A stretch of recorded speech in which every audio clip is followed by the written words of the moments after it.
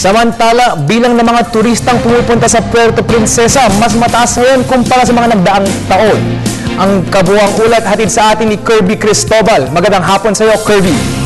Magandang hapon na kasama Sandro. Halos dumoble nga ang bilang ng mga turista na nagtungo dito sa Puerto Princesa City dahil sa kilalang underground river na nakabilang sa 7 Wonders Feature at kilala ng UNESCO bilang World Heritage Site.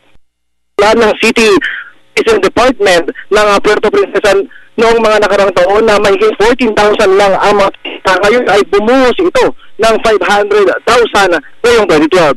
Bukod sa TPUR, marami pang pwedeng kagiliwan ng mga turista. Nandiyan na ang mangrove paddle boat, ang Sabang Zipline na may haba na 830 meters at may taas na 150 feet above the sea level. Meron ding mga bagong tuklas sa mga tourist destination sa Puerto Princesa, kasama dyan ang firefly watching sa Iway River, ang Palawan na Special Battalion World War II Museum, ang kakaibang floating restaurant ng Aoyon kung saan yung habang kumakain ka ay babagdasin ng bangka, yung kahaban ng Mauyon River at doon nakikita yung Daot P na may haba na 45 feet at may diameter na 86 feet.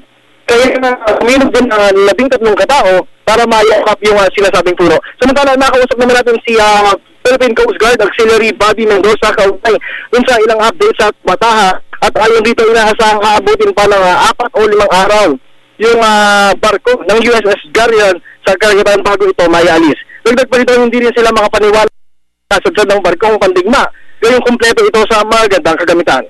At ngayon nga, Sandro, nandito kami ngayon sa Mauyon River dahil kasama natin si Fer Ramirez, si Robert Manaloto at yung ating cameraman na si Levi Magat. So yan na muna yung pinakahuling sitwasyon mula pa rin dito sa Puerto Princesa City.